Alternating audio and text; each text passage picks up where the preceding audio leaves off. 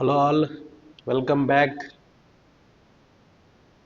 YS Jagan గారు ఎప్పుడు press meet పెట్టినా కూడా చేతిలో పేపర్లు పట్టుకునో లేకపోతే గణాంకాలు చెప్తూనే మ్యాటర్ని ఎక్స్ప్లెయిన్ చేయడానికి ట్రై చేస్తారు. ఈయనకు ప్రస్తుతము మనకున్న ఇతర పొలిటీషియన్లకు ఉన్న ఒకే ఒక డిఫరెన్స్ ఏంటి అంటే, ఏదైనా ఒక విషయాన్ని పబ్లిక్లో మాట్లాడేటప్పుడు కానీ లేకపోతే నరేటివ్ ఇచ్చేటప్పుడు కానీ డేటా సహితంగా దాన్ని కన్విన్సింగ్గా చెప్పడం అనేది ఒక జగన్ గారికి సాధ్యం. మిగతా వాళ్ళు కూడా మాట్లాడతారు కానీ అన్నీ కాకి లెక్కలు లేకపోతే ఏదో ర్యాండమ్గా చెప్పేసి కంపారిటివ్గా చెప్పేస్తారు తప్ప పక్కగా బ్యాక్గ్రౌండ్ వర్క్ చేసుకొని వచ్చి ఆ పర్టికులర్ విషయానికి సంబంధించిన గణాంకాలు వివరించడం మాత్రం దాదాపుగా ఇప్పుడున్న రాజకీయ నాయకులు అయితే స్టేట్లో ఎవరు చేయట్లేదు. ఇప్పుడు ఇది ఇప్పుడు నుంచే కాదు, అసలు జగన్మోహన్ రెడ్డి గారు రాజకీయాల్లోకి వచ్చిన మొదటి నుంచి కూడా ఏదైనా ఒక అలిగేషన్ చేసినా కూడా లేకపోతే ఏదైనా ఒక ఒక ప్రాజెక్ట్ గురించి కానీ లేకపోతే ఒక ఎక్స్పెండిచర్ గురించి కానీ ఫైనాన్షియల్గా ఏదైనా మాట్లాడాల్సి వచ్చినప్పుడు ఖచ్చితంగా డేటా సహితంగానే ఆయన మాట్లాడేటోడు. ఆయన మొదట్లో రాజకీయాల్లోకి వచ్చినప్పటి నుంచి లేకపోతే 2014 ఎలక్షన్స్లో కూడా చంద్రబాబు నాయుడు అలవి కానీ హామీలు ఇస్తున్నారు మీరు కూడా ఇవ్వండి అంటే ఆయన అప్పుడు ఒప్పుకోలేదు. ఎందుకంటే నేను చేసిన అనాలిసిస్ ప్రకారము ఇంతవరకే నేను చేయగలను, బియాండ్ దిస్ రాష్ట్ర ఆర్థిక పరిస్థితి సహకరించదు కాబట్టి నేను చేయలేనని చెప్పాడు, ఓడిపోయాడు. తర్వాత నవరత్నాలు తెచ్చినప్పుడు కూడా అంతే క్యాల్కులేటెడ్గా పక్కాగా గ్రౌండ్ వర్క్ చేసుకొని రాష్ట్ర ఆర్థిక పరిస్థితి ఎంత వెసులుబాటు కల్పిస్తుంది దాన్ని బేస్ చేసుకొని నేను ఏ ఏ పథకాలు ప్రకటించవచ్చు అని చెప్పి బ్యాక్గ్రౌండ్ వర్క్ పక్కగా చేసుకొని వచ్చి ఆ నవరత్నాలను మ్యాక్సిమం ఇంప్లిమెంట్ చేశాడు. 2024 ఎలక్షన్స్లో మళ్ళీ చంద్రబాబు నాయుడు గారు చాలా అగ్రెసివ్గా వెళ్ళిపోయి పథకాలు ప్రకటించారు. మరి మీరేమో ఉన్న వాటికే స్టిక్ అవుతున్నారు, ఎందుకు మీరు ఆయనకు పోటీగా అనౌన్స్ చేయట్లేదని చెప్తే మళ్ళీ ఇదే చెప్పాడు. ఇప్పుడున్న ఆర్థిక పరిస్థితి దృష్ట్యా ఇంతవరకే నేను చేయగలను, బియాండ్ దిస్ నేను కొత్త ప్రామిస్లు ఏమి ఇవ్వలేనని కూడా క్లియర్గా చెప్పాడు. మనకు అప్పుడు అది కొంచెం హాస్యాస్పదం అనిపించవచ్చు కానీ ఇప్పుడు గ్రౌండ్ రియాలిటీ తెలుస్తుంది. ఇప్పుడు చంద్రబాబు నాయుడు గారు అధికారంలోకి వచ్చిన తర్వాత ఆర్థిక పరిస్థితి దృష్ట్యా నేను ఇంకా ఈ పథకాలు ఏవి ఇంప్లిమెంట్ చేయలేను అని చెప్పి ఆయన అధికారికంగా ప్రకటించాడు. దీన్ని బట్టి చూస్తే అర్థమవుతుంది ఎవరు పక్కగా గ్రౌండ్ వర్క్ చేసుకొని ప్రజల ముందుకు వస్తున్నారు, ఎవరు గెలిపే ధ్యేయంగా వచ్చి మాట్లాడుతున్నారు, లేకపోతే రాజకీయాల్లో పైచేయి సాధించడానికి మాత్రమే మాటలు చెప్తున్నారు అనేది జనాలు ఒక అంచనాకైతే వచ్చి ఉండాలి.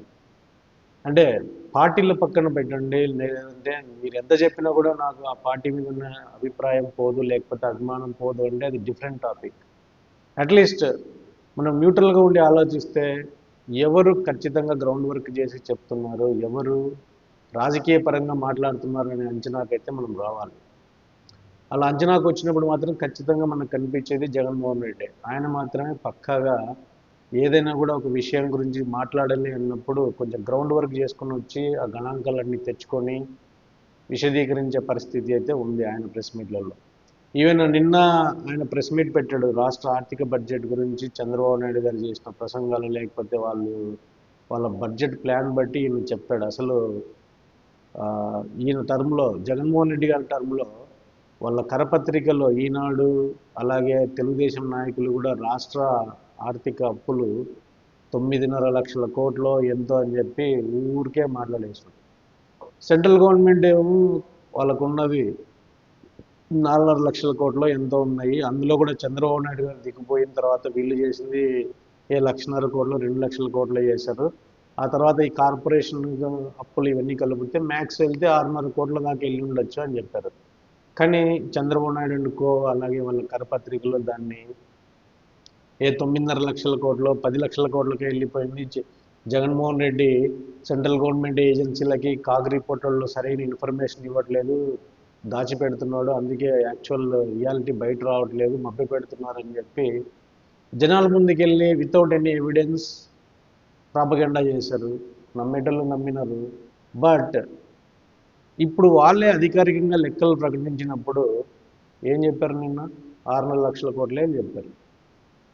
మరి ఇప్పుడు వాళ్ళ తలకాయ ఎక్కడ పెట్టుకోవాలి? ప్రచారం చేసింది వాళ్ళే, ఇప్పుడు అధికారంలోకి వచ్చిన తర్వాత కరెక్ట్ లెక్కలు బయట పెట్టింది వాళ్ళే.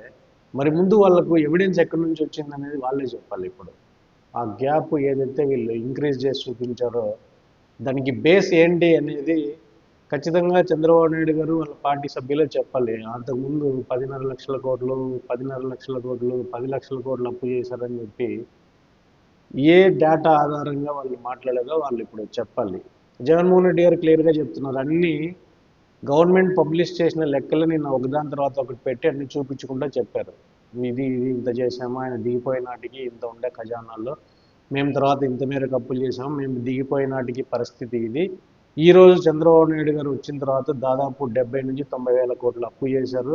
ఈ నెక్స్ట్ బడ్జెట్ ప్రవేశపెట్టారు కదా, ఇప్పుడు ఈ బడ్జెట్లో ఉన్నటివన్నీ కూడా సరిచూడాలంటే ఇంకా 1,04,000 కోట్ల నుంచి 1,50,000 కోట్ల దాకా అప్పులు తేవాలి.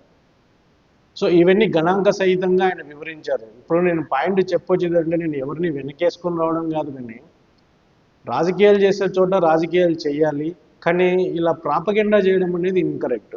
అంటే ప్రాపగెండా కూడా ఎప్పుడు చేయాలి, కరెక్ట్గా డేటా మన చేతిలో ఉంటే మనం చెప్పచ్చు, అరే ఇది ఫ్యాక్టు, ఈ ఫ్యాక్ట్ని బట్టి రాష్ట్రం ఈ దిశగా వెళ్తుంది, ఈ నాయకుడు సమర్థుడా అసమర్థుడా అని మనము జడ్జి చేయొచ్చు. ఇలాంటివి ఏమీ లేకుండా రాజకీయాల అడ్వాంటేజ్ కోసం జనాల మైండ్ పాడు చేయడానికి నోటికొచ్చిన నంబర్ చెప్పడం. అంతకుముందు జగన్మోహన్ రెడ్డి గారు జైల్లో ఉన్నప్పుడేమో 1,00,000 కోట్ల అవినీతి అని చెప్పి ఒక టర్మ్ తెచ్చారు. దాన్ని ఒక 5-6 ఏళ్ళు వాడేసినారు. గత 3 ఏళ్ల నుంచి 10 లక్షల కోట్ల అప్పు 10 లక్షల కోట్ల అప్పు, రాష్ట్రం జింబాంబే అయిపోయింది, శ్రీలంక అయిపోయిందని చెప్పి ప్రాపగెండా చేస్తూనే వెళ్ళిపోయారు. But end of the day మీరు అధికారంలోకి వచ్చినప్పుడు మీరు అప్పుడు చెప్పిన దానికి ఇప్పుడు మీరు పబ్లిష్ చేసే రియల్ నెంబర్స్కి ఎక్కడ పొంతనే లేదు. మరి కనీసం మీరు ఓకే మేము అప్పుడు తప్పుడు సమాచారం ఇచ్చాము అని కనీసం ఒక మాట అయినా వస్తుందా అంటే అది రాదు. దాన్ని చాలా కన్వీనియంట్గా మరుగున పడే విధంగా ఉంటారు, దానికి ఎక్కడ కూడా సమాధానం చెప్పరు. ఇదే ఈనాడు పేపర్ వాళ్ళు 10,5 లక్షల కోట్లు అని చెప్పి అని చెప్పి ఊదర కొట్టారు. ఇప్పుడు వీళ్ళే రాష్ట్ర ప్రభుత్వం ఇచ్చిన గణాంకాలు పబ్లిష్ చేస్తున్నప్పుడు కనీసం వీళ్ళన్నా ఒక నోట్ అయినా ఇవ్వాలి. అప్పట్లో మాకు వచ్చిన ఇన్ఫర్మేషన్ ఇన్కరెక్ట్, మేము ఆ నంబర్ ఇచ్చాము, ఇప్పుడు ప్రభుత్వ గణాంకాల ప్రకారం ఇది నంబరు అని చెప్పి వాళ్ళు ఒక సవరణ అన్న వేయాలి. అలాంటిది ఏం లేదు, బట్టగాల్చి ముఖాన్ని వేసాము ఇంకా మీరు చావండి అన్నట్టు వాళ్ళకు వాళ్ళ ప్రభుత్వానికే లేకపోతే వాళ్ళ పార్టీకి ఏది అడ్వాంటేజ్ వద్ద ఆ వార్తను వండి వార్చడము, అవతలోడి ముఖాన్ని వేయడము, బురద పోయడము, వీళ్ళు ఇలాగే చేసుకుంటూ చేసుకుంటూ చేసుకుంటూ వెళ్ళిపోతున్నారు. అంతే తప్ప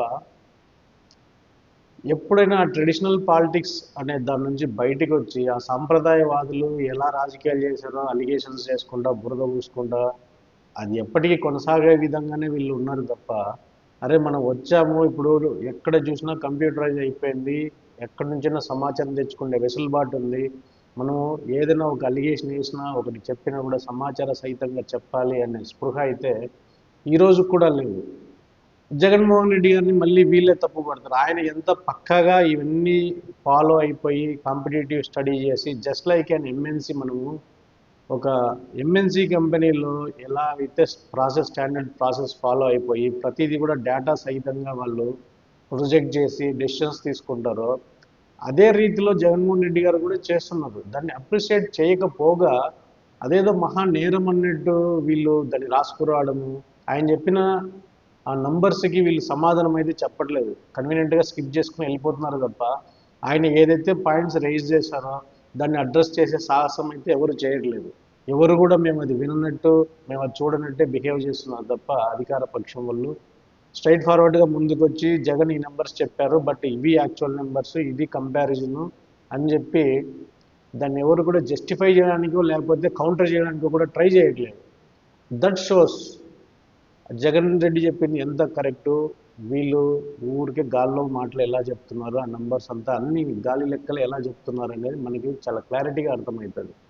జగన్మోహన్ రెడ్డిని ఇర్రెస్పెక్టివ్ ఆఫ్ పాలిటిక్స్ పక్కన పెట్టేస్తే మనము ఆయన ఒక ట్రూ బిజినెస్ మ్యాన్. బిజినెస్ చేసేటోడు ఎలాంటి గ్రౌండ్ వర్క్ చేస్తాడు ఫైనాన్షియల్గా కానీ లేకపోతే ఒక బిజినెస్ స్టార్ట్ చేసేటప్పుడు కానీ ఒక వెంచర్ వేసేటప్పుడు కానీ కాన్సెంట్ ప్రోస్ ఎలా చూసుకుంటాడు, దాని ఫ్యూచర్ ఎట్లా ఉంటుంది, ట్రెండ్స్ ఎలా ఉంటాయి, ఇవన్నీ కూడా పక్కగా అనాలిసిస్ చేసి రంగంలోకి దిగుతారు కదా. సేమ్ అదే స్ట్రాటజీని పాలిటిక్స్లో కూడా యూజ్ చేస్తున్నారు. బట్ పాలిటిక్స్లో మనకి హ్యూమన్ ఎమోషన్స్ అనే కోషంట్ ఒకటి ఉంటుంది. మేబీ ఆయన ఫస్ట్ టర్మ్లో అదైతే ఖచ్చితంగా లేదు. ఆయన ఆ బాండింగ్ అయితే కట్ అయిపోయింది. దాన్ని రిఫ్లెక్షన్ అయితే చూశారు. మేబీ గోయింగ్ ఫార్వర్డ్ ఆయన కరెక్ట్ చేసుకుంటాను అనుకుంటున్నాను. ఈ రెండు అయితే కంపల్సరీ కావాలి పాలిటీషియన్స్కి. మోడర్న్ పాలిటిక్స్లో ఇంకెప్పుడు చూసినా ఈ ఆరోపణలు ప్రత్యారోపణలు ఇవి చేసుకుంటే ఏ లాభం లేదు ఎవరికి. ఇప్పుడు ఖచ్చితంగా ప్రతి ఒక్కరికి కావాల్సింది అంకెల సహితంగా మన ప్లాన్ ఏంటి, మనం ఎలా అచీవ్ చేస్తాం టార్గెట్లు, ఇది ముందుకు పెట్టాలి తప్ప ఇంతకు ముందులాగే గాలి లెక్కలు మాట్లాడేసి అవతలోడి పైన ఆరోపణలు చేసుకుంటా కాలం నెట్టుకొని వస్తామంటే ఖచ్చితంగా ప్రజలైతే అబ్జర్వ్ చేస్తారు. బెస్ట్ ఎగ్జాంపుల్ ఇదే. ఇప్పుడు ఈ కొత్త కూటమి ప్రభుత్వం అధికారంలోకి వచ్చిన తర్వాత ప్రతి ఒక్కరు కూడా స్టేజ్ పైన ఏదో మాటలు చెప్పి వెళ్ళిపోవడము, లేకపోతే అంతకుముందు జగన్ గారు అధికారంలో ఉన్నప్పుడు వీళ్ళు ఏవైతే ఆరోపణలు చేశారో అవి ప్రూవ్ అన్నా చేయాలి, లేకపోతే అప్పుడు మేము చెప్పింది తప్పన్నా అని చెప్పన్నా చెప్పాలి. ఎందుకంటే వీళ్ళకి ఇప్పుడు లెక్కలు అందుబాటులో ఉంటాయి. అవి చూసుకున్నప్పుడన్నా అర్థమవుతుంది, అరే మనం అలిగేషన్స్ ఏ బేసిస్తో చేసాము, ఏం ఎందుకు చేసాము, ఆ సవరణ అన్నా కూడా రావాలి. అది నిజంగా వస్తుందా అంటే ఇప్పుడున్న హిపోక్రసీ ప్రకారం అయితే రాదు. బట్ అలాగని చెప్పి ఫ్యాక్ట్ ఎప్పుడూ మరుగున పడిపోదు. జగన్ రెడ్డి గారు ఏదైతే ఫ్యాక్ట్స్ చెప్తున్నారో అవి ఎప్పటికీ ఫ్యాక్ట్స్గానే ఉండేవి. ఎందుకంటే అందులో మ్యానిపులేషన్ ఏం లేదు. అది గవర్నమెంట్ నుంచి వచ్చిన లెక్కలే. బట్ ఆయన ఇంకోటి చేయాల్సింది ఏంటంటే ఆ హ్యూమన్ ఎమోషన్స్ అనేది కూడా క్యారీ చేయాలి. జనాలతో ఇంటరాక్షన్ ఆ బాండింగ్ కూడా డెవలప్ చేసుకుంటే it will be a solid future for him. Thank you. Let's see in my next video. Bye.